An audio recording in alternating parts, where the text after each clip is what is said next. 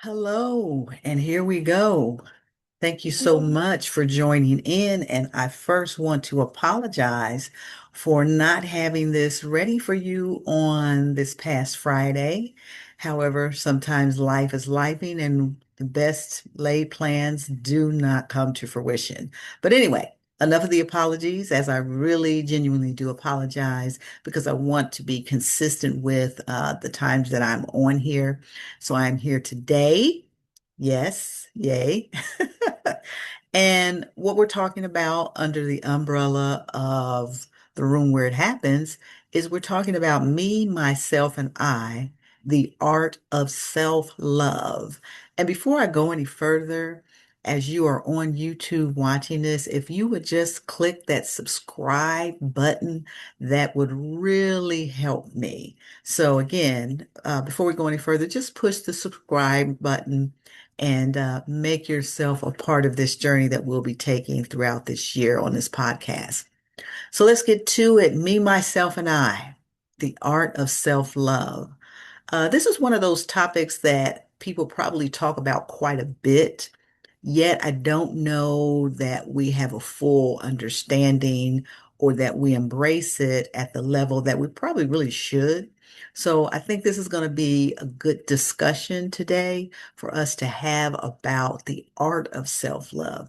One of the things that I want you to consider when we talk about self-love is that most, if not all of us, have the expectation, the desire, and the need for other people to love us. We have a desire, an expectation, or need for others to love us.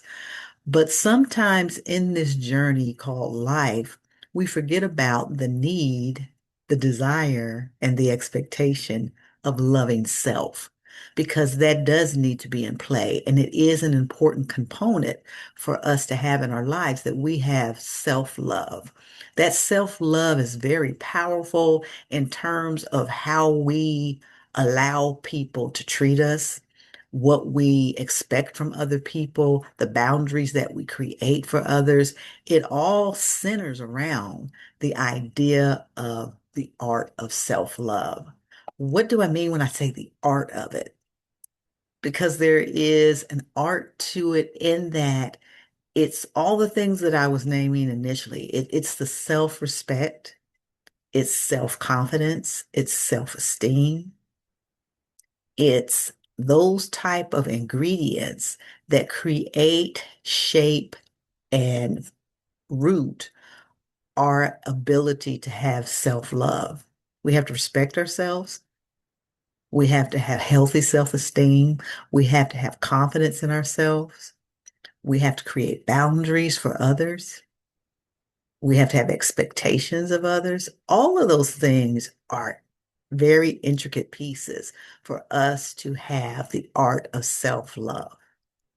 If I asked you the question right now and I said, do you love yourself? Immediately you're going to say, yes, yes, I do. I love myself. And I'm not saying that that's not true, but I'm going to take you a step further that even though you can immediately say, yes, I love myself, if we really were honest and I said, do you respect yourself? And you say, oh, yes, absolutely, I do. And then I said, what does that look like? What does respecting yourself look like? And we may not have an immediate answer when we say, what does that look like? Then others may say, well, it all comes down to what we allow other people to do. Because what we allow people to do that is wrong to us plays out as disrespect. Boundaries that we allow people to cross plays out as disrespect. What we allow people to say to us plays out as disrespect. And yet we would go back and we say, but I have this self-love. I have this self-love for me.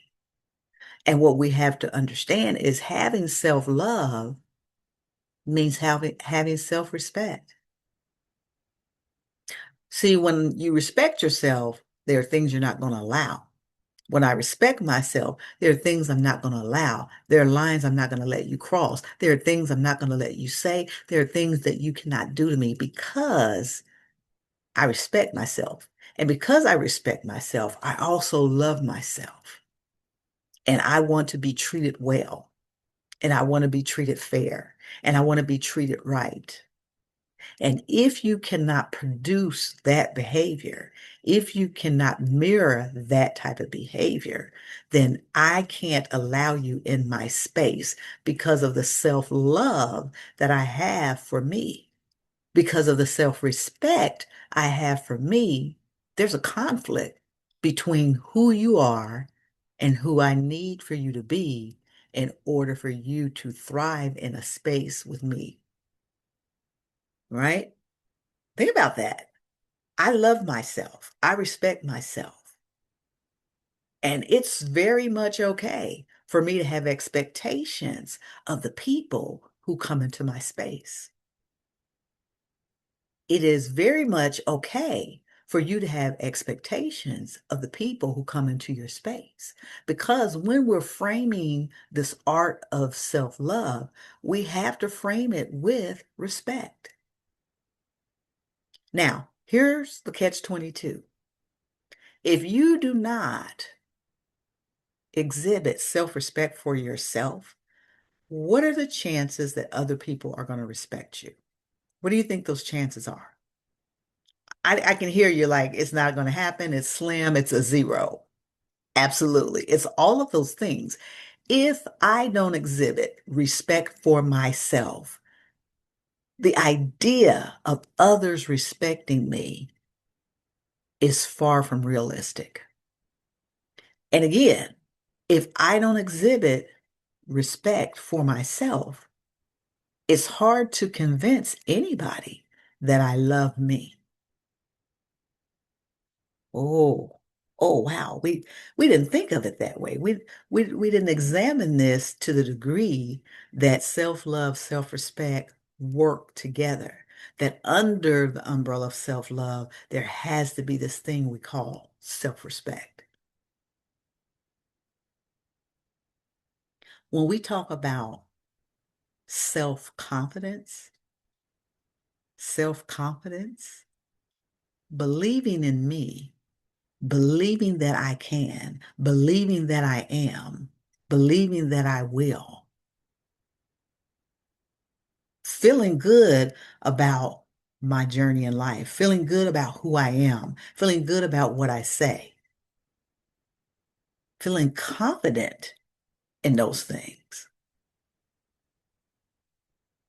Again, let's try this.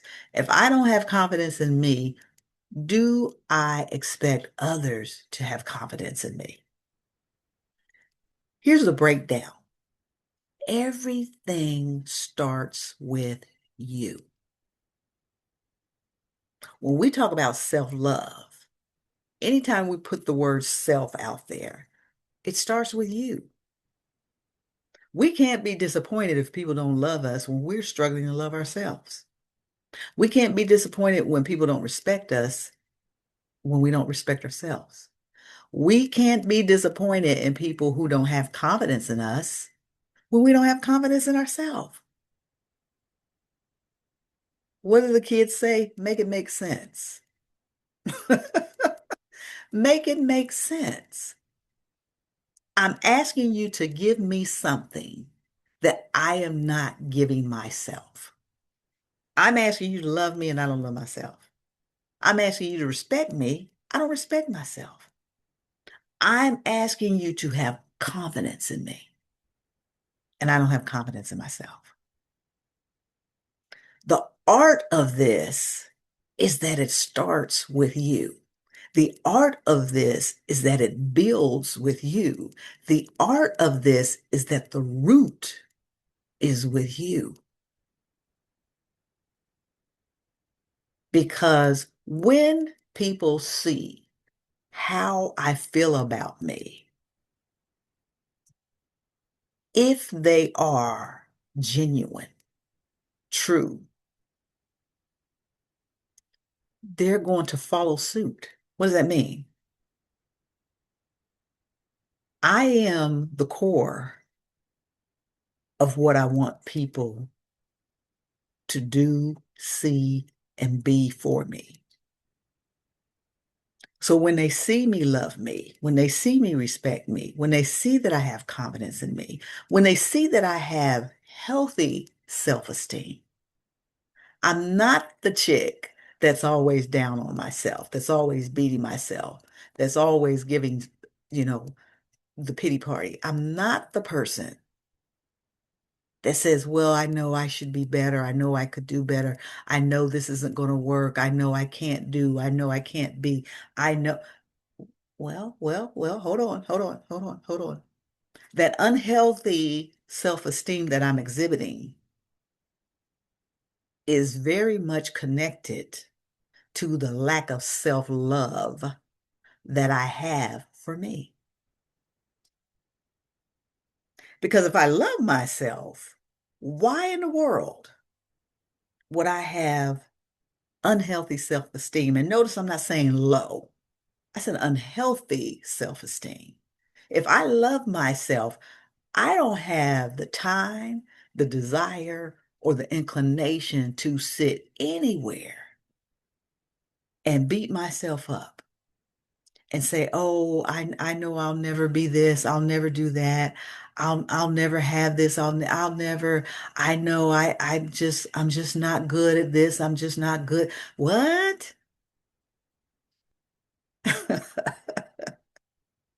When I live in a space that says I can do all things, when I live in a space that says I can get better, when I live in a space that I can say I can try that again, I can work harder at that.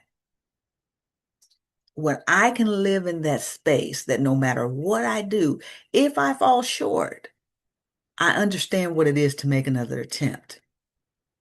If I fall short, I'm not a failure. Come on now, work with me on this.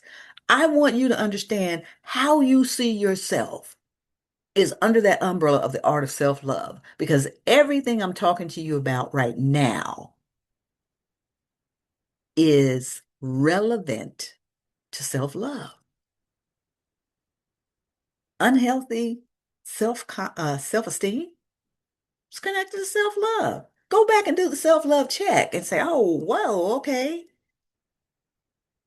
There are a lot of things that grow and change and expand and stretch when you and I are genuinely living in self-love. Here's a secret that's not a secret. Nobody can make you love yourself. Come on. Come on. Let's just go. Let's go. Nobody can make you love yourself. Nobody can make you respect yourself. Nobody can make you have self-confidence. You know why? Because everything I just said, what did I use? I used the word self. Because guess who has control over you? Self, yourself. And if you have not expanded emotionally, expanded mentally, your ability for self-love, self-respect, self-confidence, self-esteem, and we could go on. Your ability for these characteristics and these traits comes from within. So the art is being rooted to self-esteem. The art is being rooted to self-confidence. The art is being rooted to self-respect. It's all relevant. You cannot sit and say, I have self-love, but I'm struggling with being respectful to myself. I have self-love, but I'm not really, confident in myself. I have self-love, but my self-esteem is, kind of mediocre. I have self-love.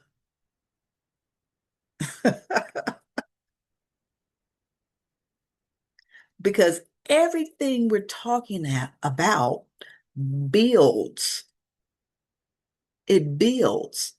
Your self-love is here and everything builds on top of it.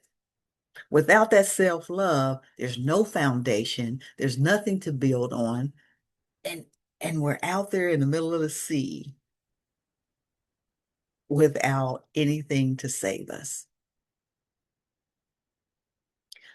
The art of self-love is important because it is the very thing that helps to define who we are. It helps to navigate who we are. It helps to encourage who we are. And at the end of the day, it is the very source of what we need to grow and develop. Self-love is something that we need to grow and develop. Self-love is truly the navigator.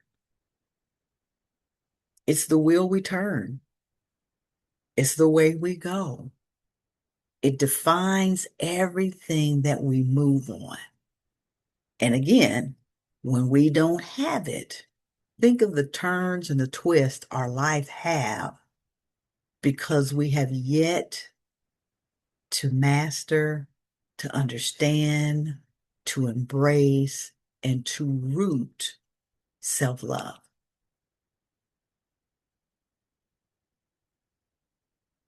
I want you to think about this. What do you allow people to do? What do you allow people to say? Then I want you to think about this. What do you say to yourself?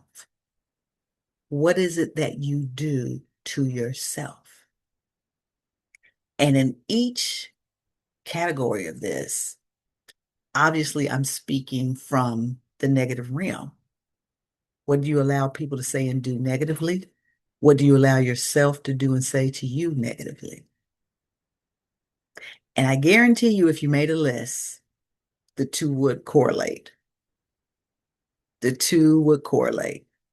They would be parallel. They would make sense. And you say, oh my gosh, yeah, because I say and do this to me, and I allow people to say and do this to me. So what is it that you have to do to really begin to nurture self-love? What is the thing that you have to do?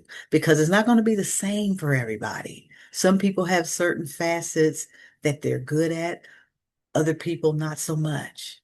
What's working for me may not be working for you. What's working for you may not be working for me. Maybe my self-respect is maybe my self-confidence, maybe it's something else that's still interconnected to the ability for me to function with the art of self-love. Whatever that is, you and I need to make that determination. And you and I need to make a change. And you and I need to nurture that self-love. But we'll never be able to nurture it if we're not willing to sit down and assess what's missing. What am I allowing? What am I doing? What am I not doing? All of those things come into play. All of those things are valuable, but we got to be honest. If you're feeling down and out, if you're feeling down on yourself, if you're being pessimistic, I guarantee you something's missing. Something's missing. Something you've left undone that is allowing you to feel what you feel toward yourself. And the more down you are on yourself, the more you're opening up yourself for other people to be down on you. Bad combination. It's kind of like being on the ground and then somebody just come up and put their foot on your neck. That's definitely what it is. It's like you being down on the ground and then allowing somebody to come up and put their foot on your neck. because you've already invited them into that lowly negative space by lying there on the ground. You've already invited them into the space. I know we want to think optimistically and say, well, but they see me on the ground, they're going to put their hand out and they're going to pick me up. Not always. Not always. I'm going to ask you as you go through this week to really think about the art of self-love. I'm going to ask you to think about, like I said, the missing pieces. Where does the work need to happen? How can I better nurture my self-love? As a matter of fact, do I really love myself? And if you say, yes, I love myself, I need you to write down all the reasons why you love yourself. And if you say, wow, I'm not doing really good with self-love, then I need you to write down all the reasons why you're not doing good with self-love. And if you've already mastered the art of self-love, congratulations. Keep doing what you're doing. But more times than not, there are pockets that are missing in our lives, and our self-love is not what it should be. And better yet, not what it could be. So as I challenge you with these questions and I challenge you with the assessment and I challenge you just to make sure and do that self-check, I want you to have a great rest of the week and we will see you again soon in the room where it happens. Bye.